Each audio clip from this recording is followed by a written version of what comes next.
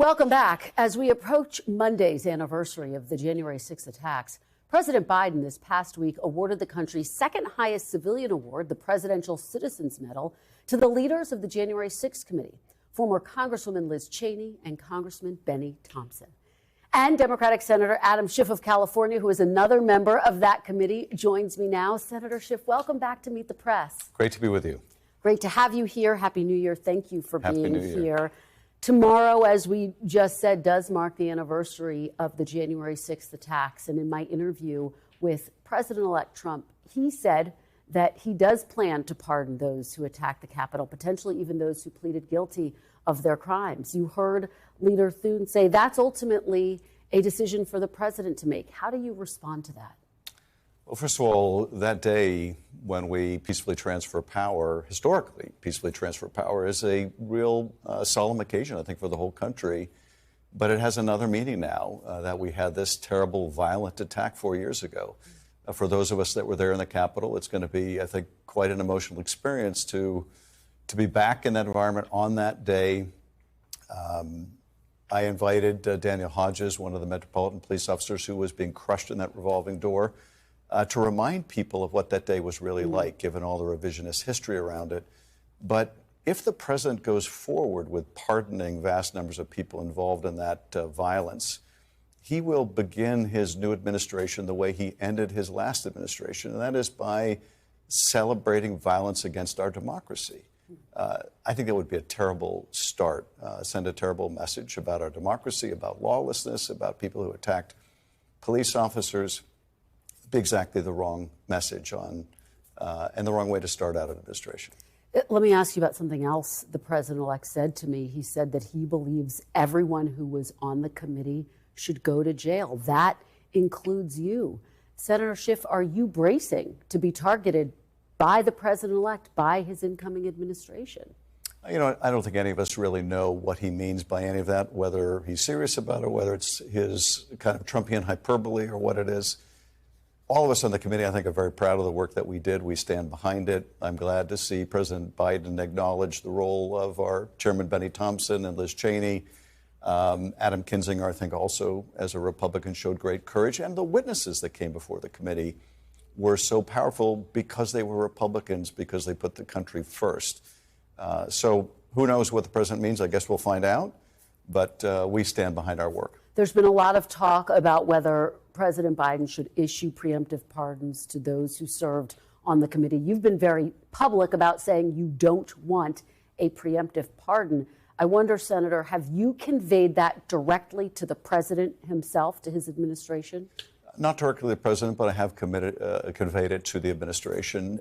And the concern that I have, which is what I conveyed, is the precedent that it would set, that you have an outgoing president giving a broad group of pardons to members of his party or others, because I think the precedent could be abused. Now, people have rightly pointed out Donald Trump may abuse that precedent regardless. But the idea that each administration hereafter gives broad pardons to people who worked in the administration or aligned with the administration, I don't think that's a road we want to go down.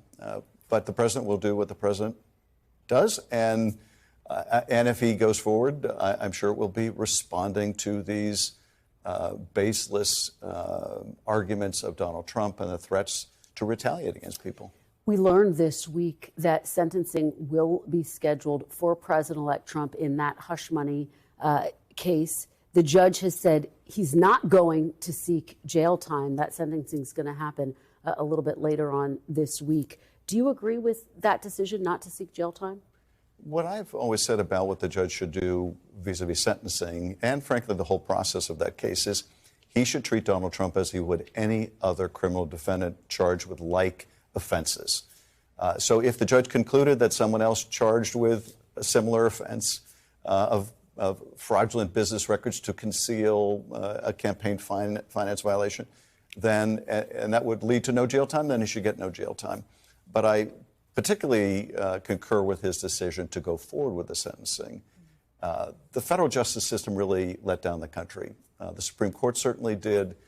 It didn't timely investigate and prosecute the offenses around January 6th. I think New York has demonstrated, frankly, how the justice system ought to operate. No one should be above the law.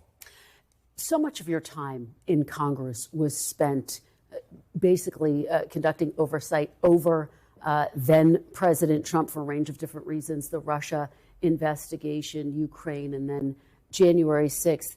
Given that the two federal cases, as you just referenced, have been dropped for now, how focused as a senator will you be on overseeing oversight of Donald Trump's actions?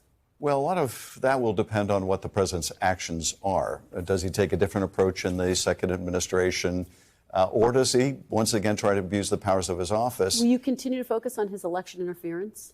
Well, my focus is going to be on getting things done for the people of California and the country, and particularly on the economy. I know I'm going to have to face very early on these tax cuts for rich people and for large corporations. What the voters in California elected me to do was to try to bring down the cost of living, the cost of housing, the cost of childcare, not to give tax breaks to very wealthy people or corporations. So my focus is on the economy. To your question earlier about James Carville, I think James Carville was right. I think it is still about the economy. I think we lost the argument on the economy. We need to win that argument. We need to persuade the American people once again that we are focused first and foremost on delivering for them, and that means helping them with their small businesses, helping them pay their rent or their mortgage. That's going to be my first priority. But, if the president is trying to take away the rights and freedoms of the American people or abusing his office, I'm certainly going to stand up and defend our country and our Constitution. Let's talk quickly about the president-elect's cabinet picks. Kash Patel for FBI director. That comes against the backdrop of this latest terror attack in New Orleans. You, of course, serve on the Judiciary Committee. If Kash Patel is confirmed, will you be able to work with him? You've been quite critical of him. Well, first of all, Kash Patel should not be confirmed. And I think the terrorist attack in New Orleans and my heart goes out to those who have lost loved ones in that attack, just underscores again the importance of having someone directing the FBI that has experience, that has judgment, that has character, that will prioritize defending the country against the violence we saw in New Orleans or the violence we saw on January 6th, not someone whose top priority is political vendettas, who believes in deep state conspiracy thinking, not someone who is as unqualified as Kash Patel. So Kash Patel is an easy one. He should not be confirmed. The others, look, Marco Rubio, I think eminently well qualified. Several of the other nominees.